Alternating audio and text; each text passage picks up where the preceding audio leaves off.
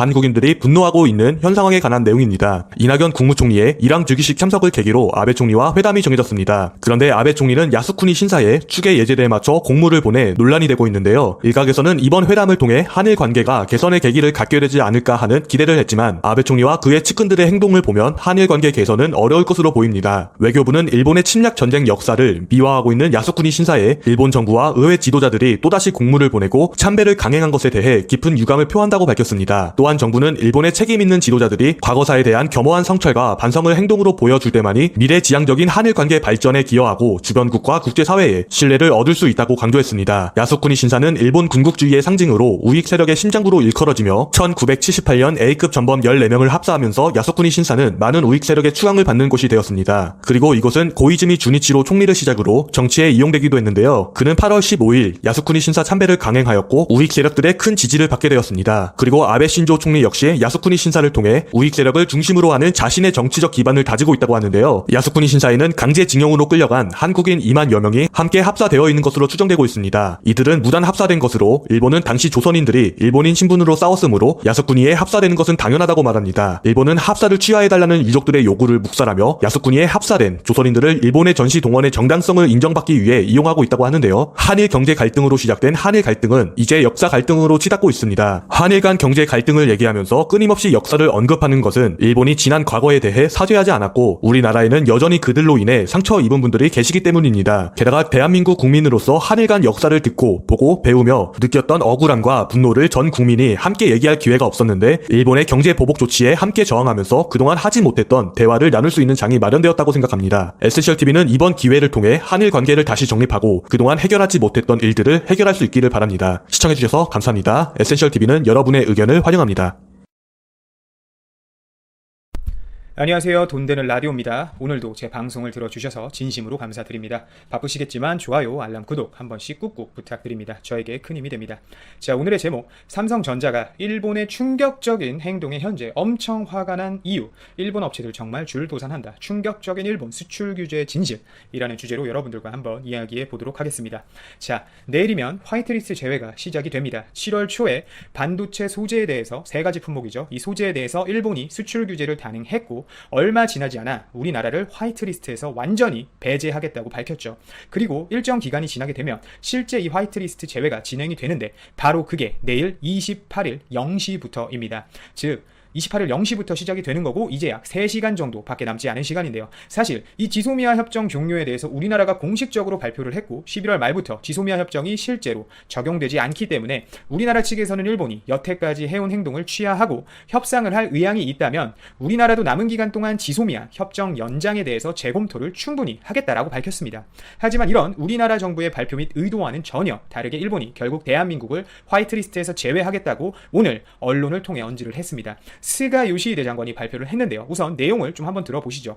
내일부터 시행되는 수출무역관리령은 즉 화이트리스트 제외겠죠. 어디까지나 한국으로 진행되는 수출물자에 대한 관리 제도와 운용의 부족한 점 등을 고려해서 일본이 수출물자에 대한 관리를 적절하고 철저하게 실시하기 위한 수출무역 운용을 재검토하는 것이다 라면서 못을 박았습니다. 결국 자, 내일부터 시행되는 건 대한민국의 화이트리스트 제외겠죠. 거기에 뭐 대항 조치는 절대 아니다, 정치적 의도가 없다, 그리고 여태까지 해온 것처럼 철저하게 운용을 하겠다라고 밝혔습니다. 자, 여기까지가 일반인들이 쉽게 알고 있는 내용이죠. 근데 이제 제목처럼 저희 방송 들으시는 분들은 좀 더 아셔야 될 내용이 있습니다. 충격적인 내용인데요.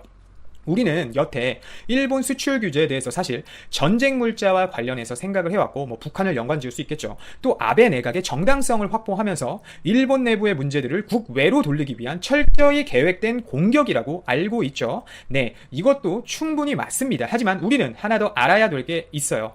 최근 이 일본이 여태까지 한 번도 수출을 하지 않은 불화수소, 뭐 HF, 불산이라고 하죠. 이 불화수소에 대해서 우리 일본이 수출을 할 테니 조건을 받아들여라 라는 조건성 거래를 제시해 왔습니다. 근데 그 조건이 뭐냐? 바로 삼성전자, SK하이닉스 및 LG디스플레이 등 우리나라를 사실상 먹여 살리고 있다고 해도 과언이 아닌 이 최첨단 산업을 세계에서 주도하고 있는 이 기업들의 A부터 Z까지 모든 정보를 달라고 한 것이 밝혀졌는데요. 절대 넘어갈 수 없는 내용이에요. 이건 일본 얘네 완전 도둑놈입니다. 이거 동네 뭐 양아도 안 이러는데, 자, 이게 어떤 내용이냐? 사실 화이트리스트를 제외를 할 때 요청을 한 것은 이 불화수소에 대한 사용처가 모호했기 때문에 이 사용처를 알려달라고 했었습니다. 하지만 실제 일본이 요구하고 있는 것은 일본 업체들이 수출 통관을 할 때 이 업체들의 사용처뿐만 아니라 지금 뭐 우리나라 반도체 업체들, 디스플레이 업체들의 이 불화수소 사용처뿐만 아니라 이 제조 라인의 설비 배치도, 공정도, 배관, 심지어 설계 모든 자료를 요청을 한 거예요. 제가 잠시 이따가 말씀드리겠지만 이거는 국가 기밀을 그냥 아무 대가 없이 달라고 한 것과 마찬가지인 상황입니다. 얘네가 지금 노린 게 참 저는 충격적이라고 생각을 합니다. 우선 모든 언론과 많은 유튜버들이 현재 일본이 삼성전자와 SK하이닉스의 반도체가 잘 나가는 것을 보고 일본이 현재 이 산업에서 사실상 힘도 못 쓰고 있고 뒤처져 있기 때문에 대한민국의 성장과 이 잘 나가는 기업들의 성장을 방해하기 위한 수출 규제였다. 또한 시스템 반도체 2030이라는 비메모리 분야에서 1등을 하겠다는 삼성전자를 막기 위한 방법이다 라고 많이들 얘기를 해주셨는데요. 우선 이것도 분명 맞는 말입니다. 당연히 동의해야 되는 내용이 맞고요. 근데 제가 아까 말씀드린 저 공정도, 설비 배치도, 배관, 라인 구조, 공정 진행 다이아그램, 그리고 그 공정에서 이 불화수소가 얼마나 어떻게 사용되는지, 그리고 무슨 용도로 사용되는지에 대해 이야기를 해줘야 하는 게 이게 문제라는 겁니다. 이건 대놓고 일본이 삼성전자, SK하이닉스, LG 디스플레이, 뭐 여러 우리나라 업체들의 첨단 기술을 그냥 가져가겠다는 겁니다. 지금 수출 규제 품목에 대해서 수입을 하려면 7가지 이상의 서류가 필요한데요. 일본이 요청 및 제시한 자료를 보면 공장의 최종 제품에 대해서 제조 공정 프로세스 플로우에 관한 섬세한 자료, 공정 블록도, 제조 공정도 설명서입니다. 이거는 여러분 진짜 황당한 거예요. 막말로 동네 양아치도 이런 짓 안 합니다. 지금 제조 공정 프로세스 플로우에 대해서 자료를 달라고 한 건데요. 자, 예전과 다르게 이 반도체 공정에서 생성하는 이 패턴이 많이 작아졌기 때문에, 스케일링 다운에 의해서 작아졌기 때문에 여러분들이 가볍게 알고 계시는 노광 공정, 즉 포토리소그래피 직후 식각 작업, 에칭을 하게 되죠. 그리고 이 다음에 바로 클린 공정이 들어갑니다. 그럼 이 클린 공정에는 당연히 불산이 쓰입니다. 이 불산이 공정 진행 후 생기는 미세한 막질을 제거하거나 뭐 옥사이드, 노광 및 식각 작업에 의해 생기는 파티클, 즉 불순물을 제거하는데 효과적이기 때문인데요. 사실상 칩의 성능을 좌우하는 프론트단뿐만 아니라 메탈 작업이 이루어지는 이 백엔드까지 안 들어가는 곳이 없다는 소리입니다. 이 불화수소가. 자, 이걸 해석해보면 일본이 원하는 건 그냥 뭐 예를 들어 요즘 갤럭시 노트 10에 새로 나와서 뭐 잘 팔리고 있죠. 여기에 들어간 칩이 삼성전자가 7나노 EUV 공정을 활용한 세계 최초 엑시노스 칩이라고 하는데요.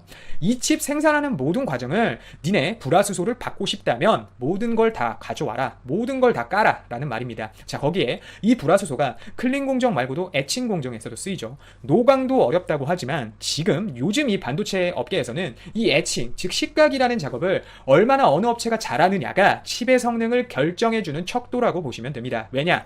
EUV 말고는 여태까지 계속 하드마스크를 활용해서 작아지는 패턴을 형성하기 위해 식각 작업을 여러 번 해왔기 때문이죠. 이 식각 작업의 노하우는 해보지 않고서는 정말 알 수가 없는 영역이라고 보시면 됩니다. 지금 일본 반도체가 왜 대한민국을 못 따라옵니까?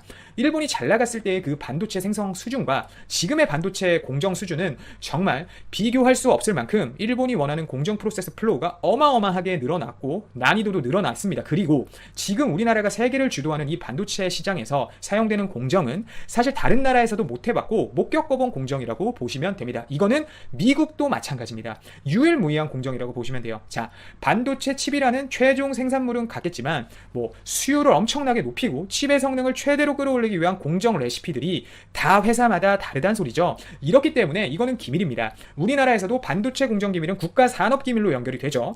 일본이 한마디로 그냥 불화수소로 협박을 하면서 꽁으로 대한민국 반도체 정보, 즉 국가 산업 기밀 정보 얻어서 일본 자국 반도체 다시 시작해보겠다는 소리로밖에 해석할 수가 없는 거죠. 또 이런 공정 프로세스에 대한 정보 말고도 라인의 반도체 설비 배치도까지 원했는데요.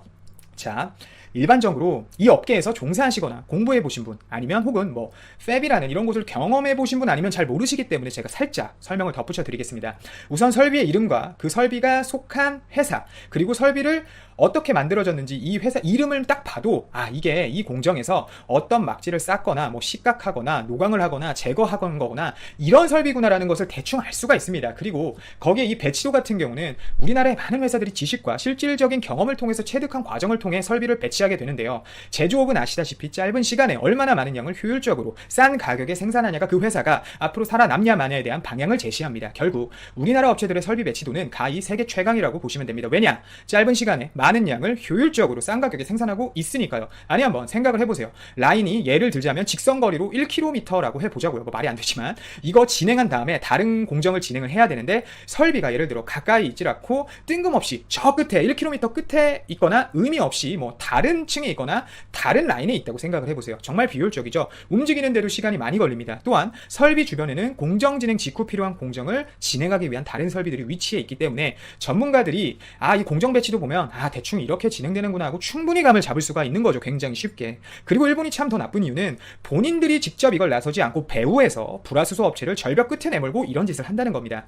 현재 우리나라 업체들이 절대 받아들일 수 없다고 했고 수입원을 다국화하거나 국산화에 열을 올리고 있는 상황입니다. 이러니까 지금 일본 기업들이 직접 나서서 해외에다 공장 세우고 우회 수출하겠다고 나서는 거죠. 순 도둑놈들입니다. 수출로 먹고 사는 나라가 수출로 규제를 하고 거기에 정보까지 원하니 당장 그 증상은 안 보이겠지만 여러 전문가들이 예견한 것처럼 내년 2월부터는 이 일본 업체들의 피해가 정말 심각해질 것이라고 장담합니다. 오늘도 제 방송 들어주셔서 진심으로 감사드리고 이만 방송을 마치도록 하겠습니다. 감사합니다.